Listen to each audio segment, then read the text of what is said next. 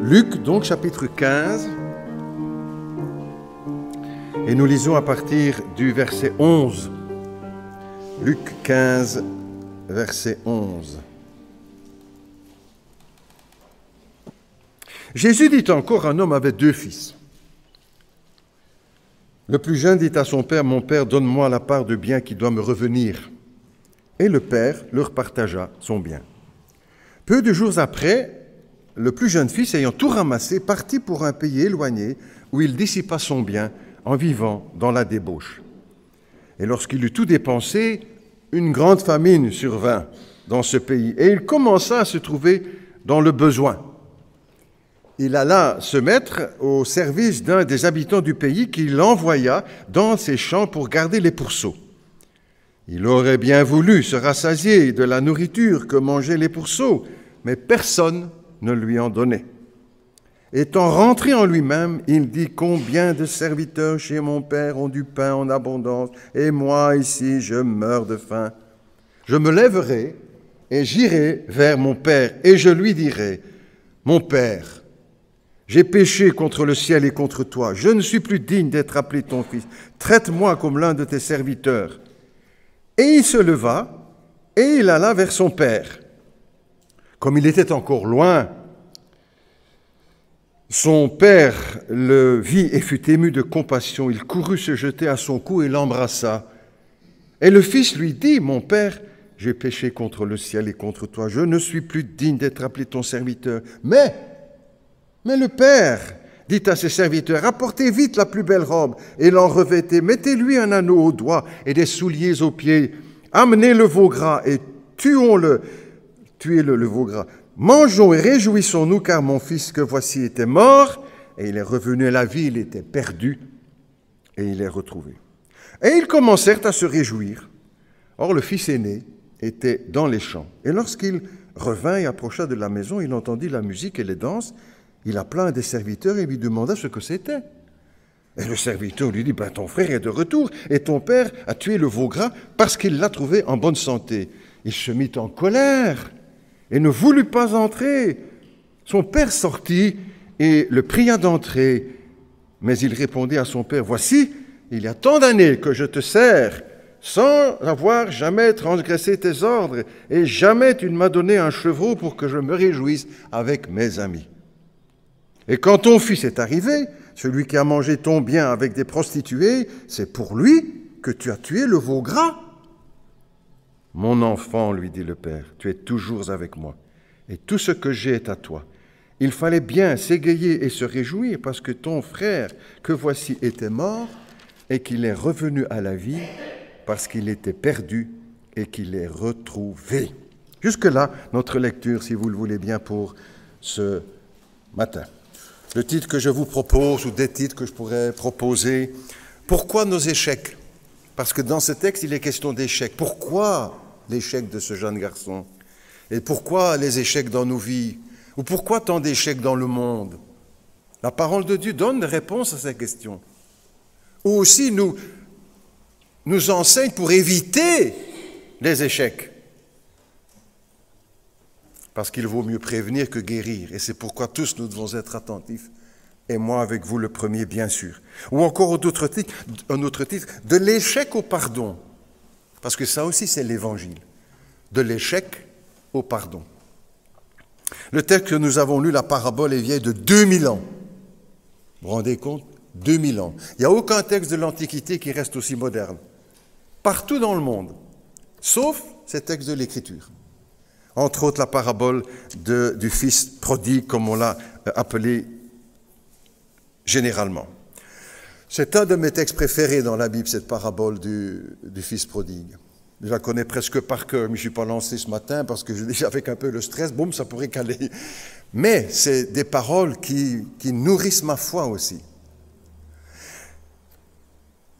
Parce que dans cette parabole, vous avez en quelque sorte tous les sujets de la vie des uns et des autres.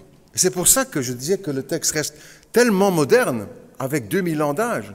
Il est question d'une famille, d'un père, d'enfants, d'argent, de liberté, de sexe, de rêves, d'échecs, de crises économiques, de fêtes, de musique, de danse, de jalousie, de colère, et beaucoup d'autres choses, comme dans votre vie, comme dans ma vie.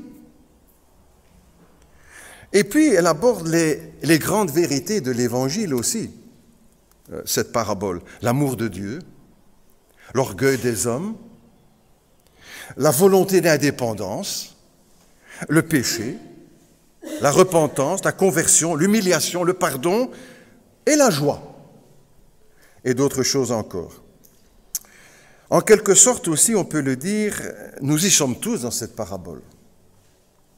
Parce que ce jeune homme qui décide de vivre sans son père, c'est un peu notre histoire à tous. Ou l'histoire des hommes, l'histoire d'Adam, c'est le même mot en hébreu. Adam et Adama, c'est l'homme. C'est un nom propre et le public, les hommes, vous et moi. Même si nous n'avons pas fait tout ce que ce jeune homme a fait, nous avons quand même aussi quitté notre Père céleste jusqu'au jour où nous sommes revenus. C'est le fils cadet, c'est un peu l'histoire de chacun d'entre nous, l'histoire de tous les hommes. Certains sont dans une première partie de cette parabole, ils sont loin du Père, loin de Dieu. Parfois dans les églises, je dis, mais ici, pasteur, tout le monde est tout près de Dieu. Je le souhaite, et moi je ne juge personne, mais on peut être dans l'église et très loin de Dieu, et tourner le dos à Dieu. Dans l'église, ben oui. D'autres sont un peu plus loin dans la parabole, sont en train, après des difficultés dans leur vie ou des échecs, sont en train de commencer à réfléchir. Ils disent, mais qu'est-ce qui se passe? Ça ne va plus. Et d'autres sont en train de revenir, sont sur le chemin pour revenir près de leur Père céleste, qui les attend et qui les accueille encore ce dimanche. Nous allons regarder cela ensemble. La parabole, rapidement, un court récit. Jésus va employer ce moyen pour essayer d'enseigner. Nous avons coutume de croire que les paraboles, de penser que les paraboles, c'est pour l'école du dimanche, c'est pour les enfants. Des petites histoires, c'est vrai, c'est très agréable à raconter, ils peuvent comprendre beaucoup de choses. Mais si vous avez noté, quand Jésus parle ou raconte cette parabole, il n'est pas en train d'enseigner les enfants. Il parle avec les chefs du peuple, avec les théologiens de l'époque, avec les universitaires de l'époque, les scribes, les pharisiens, les partis religieux. Pour chacun de nous également. Et gardons loin de nous cette idée, mais ça c'est pour les enfants. Celle-là de parabole ou les autres. Au contraire, si nous prenons la peine d'étudier les paraboles, nous pouvons découvrir la profondeur de l'enseignement du Christ qui aborde dans ces paraboles les grandes questions de l'humanité. Pas seulement des questions religieuses ou spirituelles, mais les grandes questions de notre société. C'est Jésus qui parle, c'est pas n'importe qui. Et il arrive aux racines des choses, comme ici dans ce texte. On pourrait dire la parabole, une petite histoire qui donne de grandes leçons. Une petite histoire qui donne de grandes leçons à chacun d'entre nous. Le récit est sûrement connu par des millions de personnes dans le monde. Tous ceux qui ont une Bible, tous ceux qui sont chrétiens, nous sommes des dizaines de millions dans le monde. Et la Bible est répandue en centaines de millions d'exemplaires, pas sur toutes les chaînes de radio, de télévision, dans le monde aujourd'hui. Ce texte est connu par des millions de personnes. Et pourtant, dans notre pays, il y en a qui ne connaissent pas encore. Quand nous avons fait les distributions de Bibles et que nous continuons maintenant avec les enveloppes cadeaux, il y a des personnes qui nous disaient, des 40, 50, 70 ans, on n'a pas fait qui nous disaient, mais c'est la première fois que je vois une Bible. En Belgique, ici dans la région, grand pays christianisé parmi tous les pays de l'Europe, eh bien, tant de personnes qui n'ont jamais vu une Bible. Donc si en même temps le texte est à la fois très connu, très familier, il reste encore pour certains tout à fait inconnu. Cette parabole a conduit beaucoup de personnes à la foi, qui se sont découverts dans ce texte. Le grand écrivain russe que fut Dostoïevski s'est converti en écoutant la lecture de cette parabole. Et à la fin de sa vie, quelque temps avant de mourir, il a demandé qu'on lui relise plusieurs fois cette parabole du Fils prodigue. Peut-être que ce matin aussi, quelques-uns en entendant ou la réentendant vont se tourner vers Jésus-Christ. Ou peut-être des chrétiens nés de nouveau, convertis, mais qui se sont éloignés de Dieu, qui se sont éloignés du Père, éloignés de l'Église, éloignés de la Bible, qui peuvent encore revenir comme le fils de cette parabole, qui revient au Père après ses échecs. L'histoire donc d'un jeune homme qui veut l'indépendance, la liberté, c'est très très moderne, vous savez tout ça, qui veut l'indépendance, la liberté, qui tourne le dos à son Père, que ce soit le Père naturel ou le Père céleste. La parabole joue sur les deux plans, bien sûr, on le comprend. Le Père, c'est bien l'image de Dieu, et depuis toujours, les hommes aiment ou cherchent à vivre sans Dieu. Vous dites, mais ça, c'est surtout aujourd'hui, pasteur, hein, cette génération de rebelles, d'athées, Mais vous savez, le psalmiste disait déjà, le psaume 14, « L'insensé dit en son cœur, il n'y a pas de Dieu. » Donc déjà au temps des psalmistes, 1000 ans environ avant Jésus-Christ, il y en avait déjà qui disaient Dieu n'existe pas, il ne voit rien du tout, ça, c'est des carabistos, je ne sais pas si le mot existait déjà à l'époque, hein. Mais nous on comprend ce que ça veut dire. Mais il y avait déjà cet esprit-là. Déjà au temps du psalmiste, ce n'est pas nouveau, n'est-ce pas? C'est le drame aussi du XXe siècle, XXIe siècle, puisqu'on y est déjà, que l'homme moderne se croit adulte. Et donc il n'a plus besoin de Dieu, qu'il pourra s'en sortir tout seul. Il a la science, la connaissance, il a. Donc il veut vivre sans Dieu. Il pense qu'il n'a plus besoin du Père céleste, qu'il n'a plus besoin de la béquille de la religion. Beaucoup qui pensent comme ça, n'est-ce pas? Qui n'ont plus besoin de l'Église, de la prière ou de la morale chrétienne ou besoin de lire la Bible. On fera bien sans tout cela. Beaucoup autour de nous et peut-être même parmi nous. Mais regardons où tout cela nous a menés, nous, nos générations, celles qui nous ont précédés, vouloir vivre sans Dieu. Le XXe siècle a vécu les deux guerres les plus meurtrières au monde, de toute l'histoire de l'humanité. C'est le XXe siècle qui a le record. De la maturité? Non. L'homme est mûr, grand, indépendant, peut vivre sans Dieu. Ou d'autres exemples encore, le communisme qui rejetait alors officiellement Dieu. 70 millions de morts. Pas parmi ses ennemis, mais parmi le propre peuple. Ou encore Mao Tse-tung, aussi avec l'athéisme, entre 60 et 70 millions de morts. Ou encore en Syrie actuellement, n'est-ce pas? C'est ça la maturité, 400 000 morts. Pour la plupart des civils, qui n'avaient rien demandé à personne. Femmes, enfants, vieillards.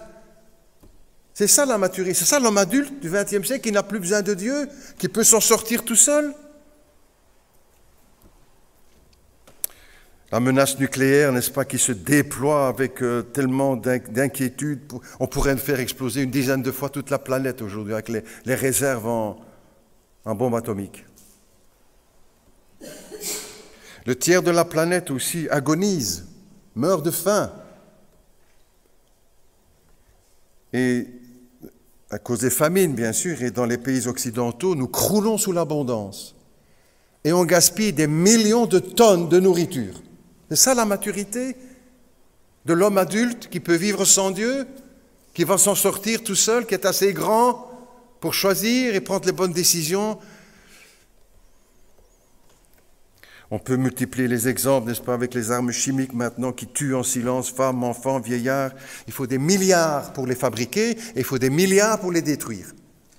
Et il y a plusieurs années, je me souviens de cette parole du ministre des Affaires étrangères russe qui disait ceci: « La destruction des armes chimiques pose plus de problèmes et des problèmes plus complexes que leur fabrication. » C'est ça la maturité. Tous les gouvernements d'Europe, n'est-ce pas, ont voté la libéralisation de l'avortement. C'est ça la maturité, le progrès, l'évolution. Même si le problème est délicat, je veux bien, on ne règle pas avec 2-3 paroles comme je fais, mais ce n'est pas non plus la solution, hein. Sans juger personne. On ne règle pas un problème en multipliant les problèmes. En Occident, il y a plus de voyants et de voyantes que de médecins. 2 fois plus que le nombre de médecins, de voyants et de voyantes. Et à Paris, ça monte plus, c'est 3-4 fois plus de voyantes, bonheur, bonne aventure, etc., que de médecins. C'est ça la maturité? C'est ça l'homme adulte qui peut vivre sans Dieu? Qui peut dire, écoute papa, je m'en vais, moi, Dieu, plus besoin de toi. Ce jeune homme l'a cru, il a commis une grave erreur. On sait aujourd'hui que des milliards de dollars sont dépensés pour le trafic de la drogue. C'est ça la maturité? Et puis tout cet argent blanchi dans les banques suisses de Grand-Duché, tout près de chez nous. C'est ça la maturité de l'homme adulte, de l'homme du XXIe siècle. Le sida qui fait de plus en plus de progrès. On ne le crie pas en grand, n'est-ce pas, sur les radios, les chaînes de télévision. Mais des chiffres ici viennent de sortir tout récemment. C'est par milliards qu'il faut d'euros pour soigner tous ces problèmes, etc. On peut multiplier le nombre de divorces qui augmente dramatiquement, les suicides qui avancent, qui augmentent à une cadence inouïe. Est-ce que c'est ça l'homme adulte qui peut se passer de Dieu? Notre société veut vivre sans Dieu et on regarde où ça l'amène. Vous savez que dans notre pays en Europe, la Belgique, il y a 2 fois plus de suicides que dans tous les pays de l'Europe. Numéro 1, la Belgique. Il faut le suicide. C'est ça la maturité? Il y a quelque chose qui ne va pas. Ce jeune homme a cru qu'il était mûr, qu'il était adulte et qu'il pouvait faire sans son père. Ben, il s'est bien trompé. Et tous ces échecs, on vient sur le titre, et tous ces échecs vont venir de là, parce qu'il a tourné le dos à son père, parce qu'il a quitté la maison paternelle, parce qu'il a rejeté Dieu. De là viennent les problèmes dans notre société à tous les niveaux, n'est-ce pas? Mais notez bien que ce jeune homme ne veut plus de son père, mais il veut bien de l'argent de son père. Et c'est aussi un peu notre société, n'est-ce pas? Elle ne veut plus de Dieu, mais elle veut bien de tout ce que Dieu a créé. Profiter de tout. L'air, les montagnes, l'eau, les rivières, les étoiles, le soleil, la mer, la plage, les vagues, le sexe, les arbres, les fruits, la musique, le vin, la bière, la vie, etc. Tout, mais sans Dieu. Vous voulez plus du Père, mais bien l'argent du Père. Et ce qui est étonnant dans cette parabole, c'est que le Père accepte de donner à son fils aîné, son fils cadet, la part de l'héritage. Il vit encore, il accepte. Tu ne veux plus de moi, mais tu veux bien mon argent, eh bien j'accepte. J'accepte. Je te donne. Dieu donne. Le Dieu de la Bible est un Dieu qui donne, est un Dieu de bonté, comme à l'image de ce Père. Il avait 1000 fois raison de dire non, c'est une insulte ta demande là. Non, il donne. Dieu donne. Beaucoup de personnes ont peur de venir, ou des jeunes, ou des moins jeunes, ont peur de venir à Dieu en disant, mais si je vais, il va tout me prendre. Il va prendre ma jeunesse, il va prendre ma liberté, il va prendre ma liberté de penser, comme disait Florent Pagny. Il va tout me prendre, mes week-ends. Mais Dieu ne prend rien, n'est-ce pas? Dieu n'est pas voleur. Dieu donne. Tant de fois dans la Bible, à côté du mot Dieu, vous avez le verbe donner. Dieu donne. Il ne vous prendra rien. Et tous ceux qui sont venus au Seigneur, à la fois à Jésus-Christ, qui sont venus à Dieu, peuvent en témoigner. Moi, je dis, moi, jamais rien volé. Il donne.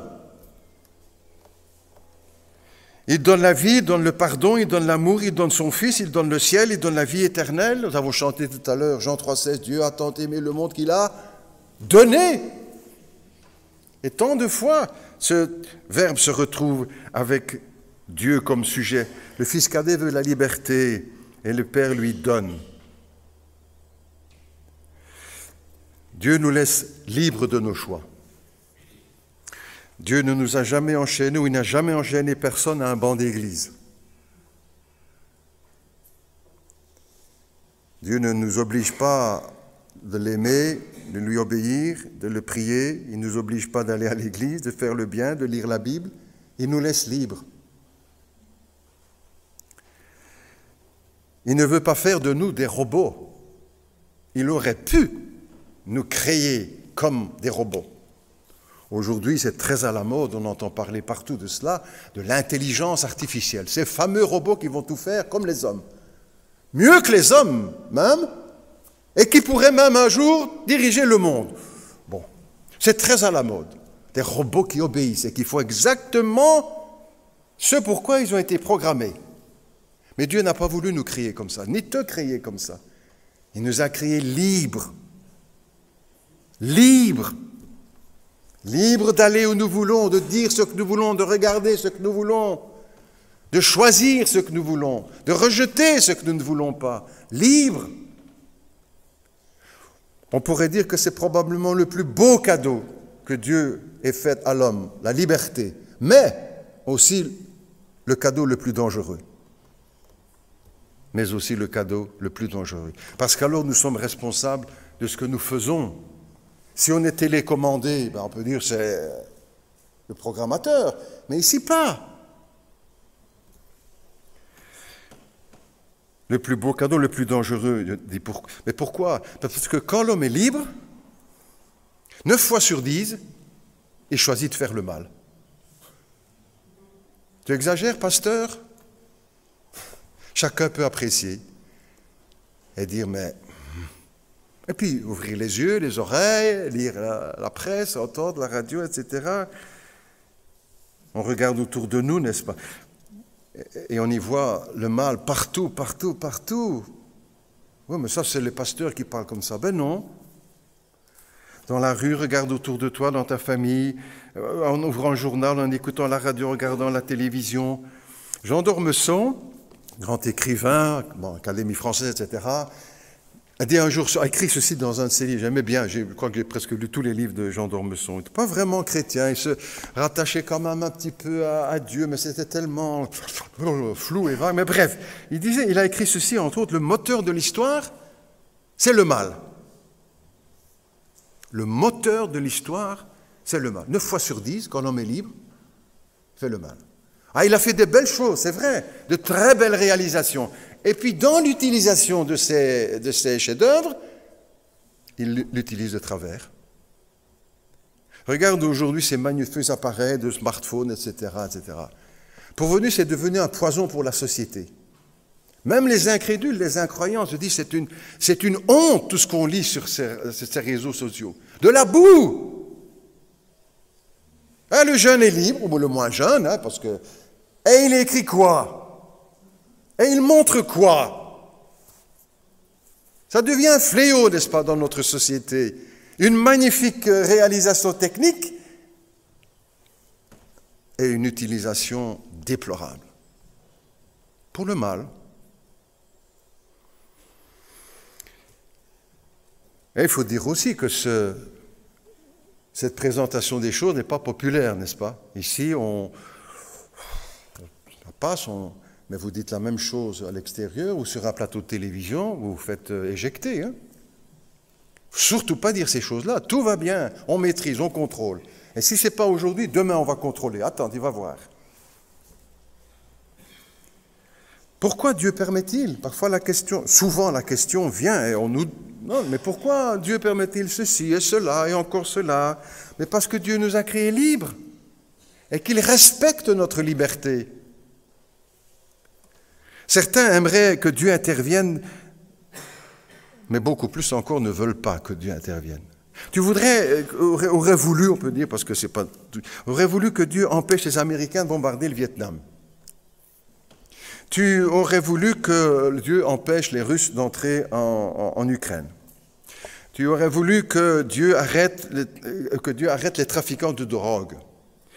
Tu voudrais que Dieu élimine la mafia en Italie ou ailleurs, parce que... Tu voudrais que Dieu élimine les terroristes, les violeurs d'enfants. Tu voudrais que Dieu élimine tous les responsables des scandales financiers, ces milliardaires qui ne payent pas d'impôts. Tu voudrais que Dieu arrête le proxénète et toutes les injustices. Tu voudrais que Dieu bloque les sites de pornographie, que Dieu bloque les réseaux sociaux, etc., etc. Mais pour faire cela, n'est-ce pas, Dieu devrait arrêter le monde.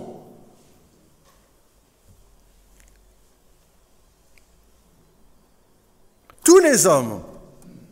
Parce que tous nous prenons une part à ce mal dans notre société, dans notre monde.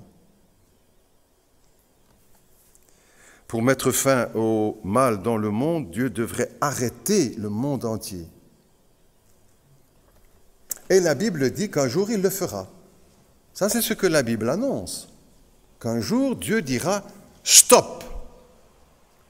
Que Dieu dira « assez maintenant ». On se rit parfois des chrétiens qui croient ces choses, que Dieu va... C'est ce que la Bible dit. Et chaque fois que la Bible a dit quelque chose ou annoncé quelque chose, les choses se sont réalisées, n'est-ce pas? À l'étonnement de ceux qui les voyaient sous leurs yeux. Jamais dit, mais ça n'arrivera jamais, c'est pas possible. La Bible dit, mais un jour Dieu dira stop. Mais jusque-là, Dieu nous laisse libres.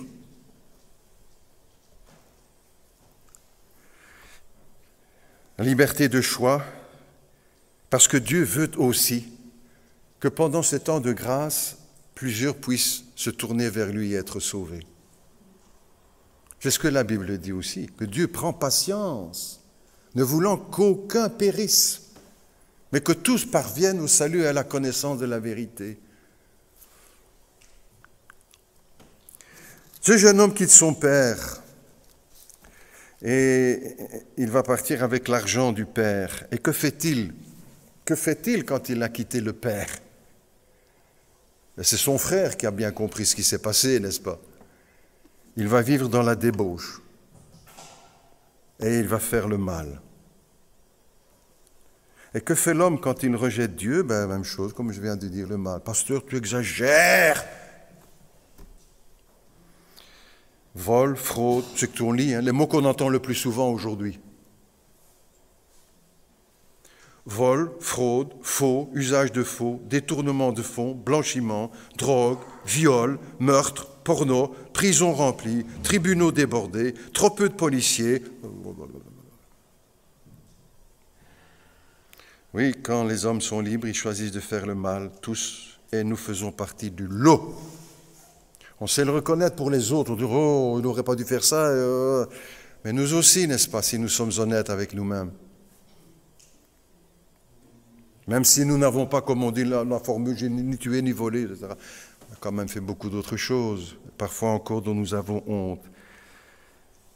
Voilà que la vie toutefois va rattraper ce jeune homme. On arrive au bout de la parabole. La vie va le rattraper, la vie nous rattrape. Dieu nous rattrape. Et ça ne sert à rien de courir parce qu'il court plus vite que nous. Pas parce qu'il veut nous casser, parce qu'il veut nous sauver.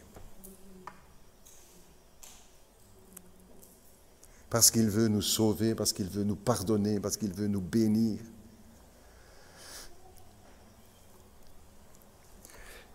Dieu va rattraper la vie de ce jeune homme ou les circonstances, la vie le rattrape. C'est la crise économique. Mais que c'est moderne. Crise économique. Dans le pays, là-bas, crash boursier. Je paraphrase. Crash boursier. Plus d'argent, plus de boulot, pas de chômage. Tout s'est bien passé pendant qu'il y avait de l'argent pour ce jeune homme et qu'il avait des copains et des copines. Voilà maintenant le temps de la crise. Vous savez, depuis des années, on parle de crise dans nos pays et on nous annonce des crises encore plus graves que celles qu'on a connues. C'est la crise et le vent a tourné maintenant. Après la gloire, c'est la honte pour lui. Après la gloire, c'est la honte, c'est l'humiliation. Il n'a plus son père, mais il doit aller travailler chez un étranger. On lui fait soigner les cochons. Et certains, n'est-ce pas, qui se sont éloignés tellement de Dieu, se sont retrouvés avec les cochons. Peut-être pas littéralement, vous comprenez bien le sens de ce que je veux dire, se sont retrouvés avec les cochons, à se rouler dans la boue.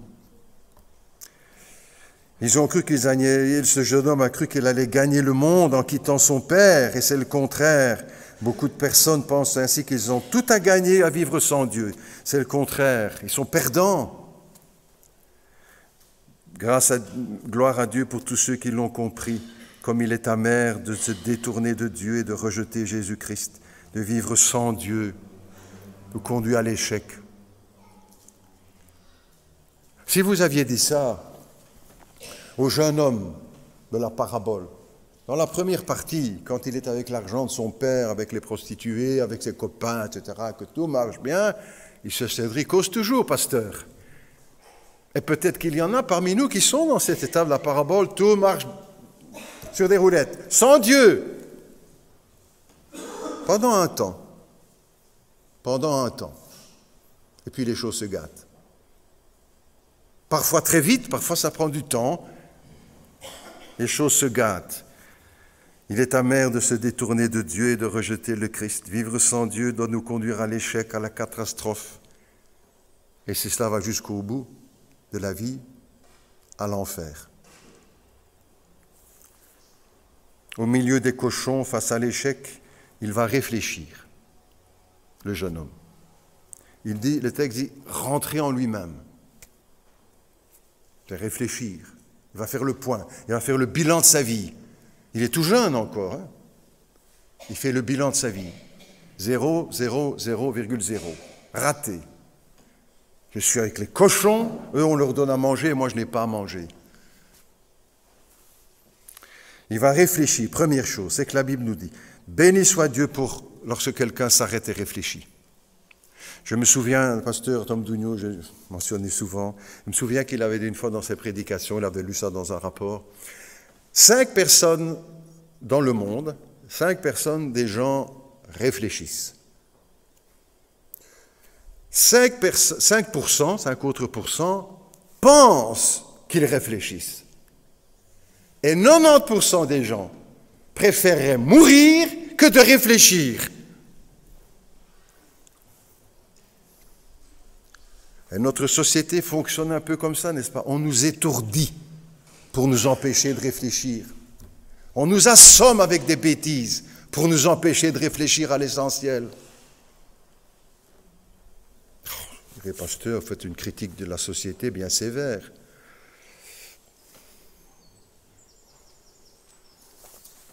À quoi pense-t-il quand il commence à réfléchir, ce jeune homme? À quoi pense-t-il?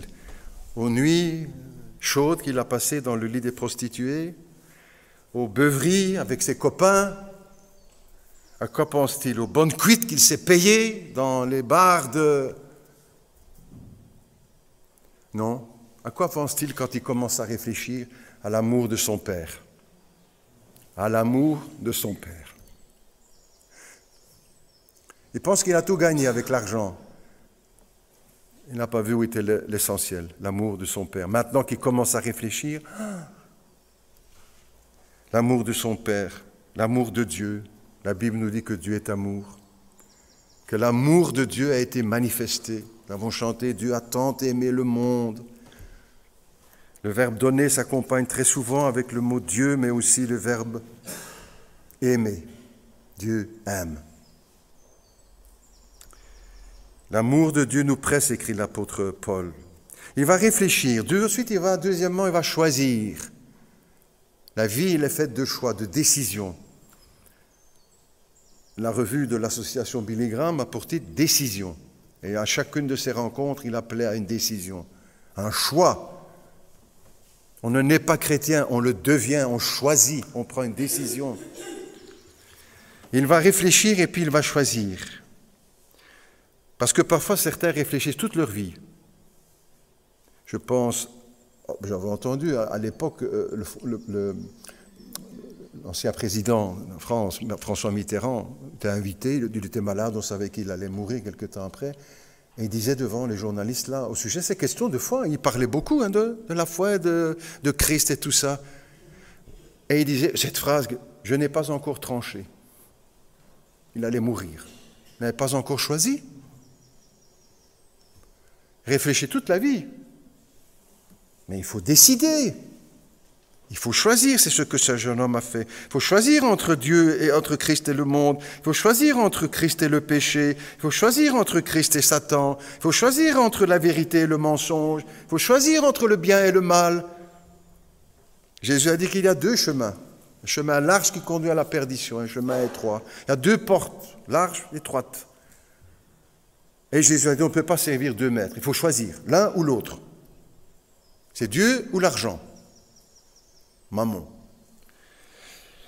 Josué disait déjà dans l'Ancien Testament, le Josué de la Bible, mais on en a un bon aussi chez nous, qui disait au peuple d'Israël, choisissez aujourd'hui qui vous voulez servir. Ne reste pas, ne cloche pas des deux pieds en disant un petit peu dans le monde et un petit peu dans l'Église. Choisis aujourd'hui qui tu veux. Il réfléchit, il choisit, ce jeune homme. Et il décide de venir auprès de son père. Moïse disait aussi, qui précédait Josué, Moïse disait aussi, j'ai mis devant vous, de la part de Dieu, j'ai mis devant vous la bénédiction et la malédiction. Comme aujourd'hui pour toi, pour nous. Dieu met devant nous la bénédiction et la malédiction. La mort et la vie. Et Dieu ajoute cette phrase, choisis la vie afin que tu vives. Il réfléchit, il choisit et il dit, mon Père, j'ai péché. C'est les trois mots que Dieu attend de tout homme. J'ai péché. Et à partir de là, tout peut s'éclairer, tout peut changer. Et peut-être que certains sont parfois dans les églises depuis des années, de bonnes églises évangéliques, on entend, et qui n'ont jamais encore dit ces trois mots à Dieu. J'ai péché. Pourquoi pas aujourd'hui le dire? Ou peut-être un chrétien qui a dit ces moments, ces choses-là, ces mots-là, au moment où il s'est converti et puis qui a perdu un peu de vue l'évangile et qui s'est éloigné, qui est peut-être en train de revenir et pour dire encore, Seigneur, j'ai péché. Laissons le Saint-Esprit nous convaincre, n'est-ce pas, pour revenir à Dieu ce matin. Ah, pasteur, moi je ne me suis pas préparé, ça tombe vraiment au mauvais moment, je suis en plein examen. Vous direz, oui, moi c'est encore plus mauvais, moi je vais me marier bientôt. J'ai d'autres choses à penser, hein. Ou bien moi je suis papa ou maman depuis peu de temps, donc Seigneur, je ne suis pas préparé à ça, moi j'ai d'autres préoccupations maintenant. Encore, je suis prête à partir en vacances, là, demain, après-demain, je pars. Mais le Seigneur nous dit que si c'est aujourd'hui que nous entendons sa voix, il ne faut pas reporter. Peut-être quelqu'un qui doit venir aujourd'hui à Jésus. Peut-être quelqu'un qui doit revenir, un chrétien qui doit revenir à Jésus. Fais-le maintenant. On prie ensemble si vous le voulez. Notre Dieu, notre Père, merci pour ta parole, sa richesse, sa simplicité, sa clarté, la lumière qu'elle apporte dans nos vies, dans nos cœurs, pour nous-mêmes, dans notre propre vie, dans notre Église, dans notre société, dans notre famille. Merci notre Dieu. Merci d'accomplir ton œuvre dans notre vie. Peut-être que quelqu'un parmi nous doit aujourd'hui venir à Jésus. Avant de partir en vacances, avant les examens, avant le mariage, avant maintenant. Ça, c'est urgent. Qui peut peut-être dire que vous puissiez peut-être dire dans votre cœur, c'est intérieur, il n'y a pas besoin de crier. C'est au Seigneur que nous nous adressons pour dire aussi, mon Dieu, je m'approche de toi ce matin. Si ces mots vous conviennent, dites-les aussi. Ou d'autres, peu importe. Mon Dieu, ce matin, je m'approche de toi. Je suis venu à l'église, mais pas seulement venir à l'église, je veux venir à Jésus. Pas aux protestants, à Jésus. Mon Dieu, je viens à toi ce matin. Je m'approche à petits pas, hésitant. Je te demande pardon. Dis-le, je te demande pardon. Parce que même si j'ai fait du bien, même beaucoup de bien, j'ai fait aussi du mal. Je te demande pardon. Comme ce jeune homme, je reviens pour dire, j'ai péché. Je regrette. Je me repens. Et je veux changer.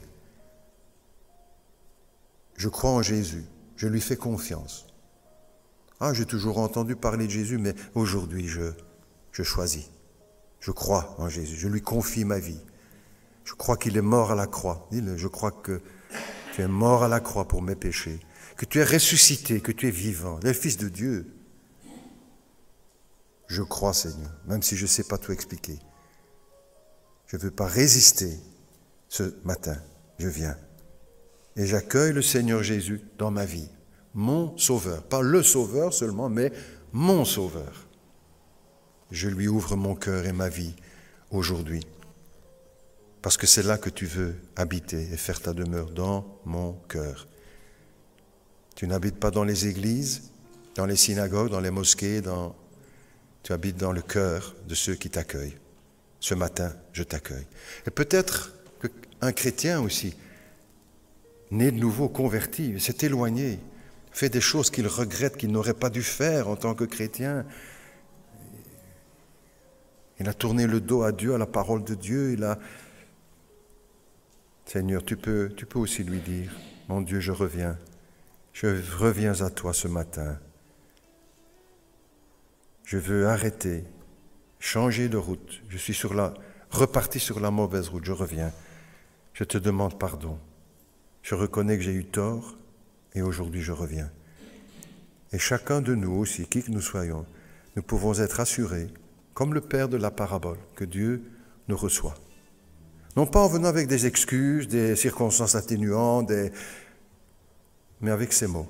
Mon Père, j'ai péché. Père céleste, nous te prions que tu fasses ton œuvre dans nos cœurs, dans nos vies, par le Saint-Esprit. Les paroles ne suffiront pas. Nous prions pour que l'Esprit agisse dans nos vies, dans nos cœurs, dans mon cœur, dans l'Église, pour notre bonheur et pour la gloire de Dieu. C'est au nom de Jésus que nous te prions, Père céleste.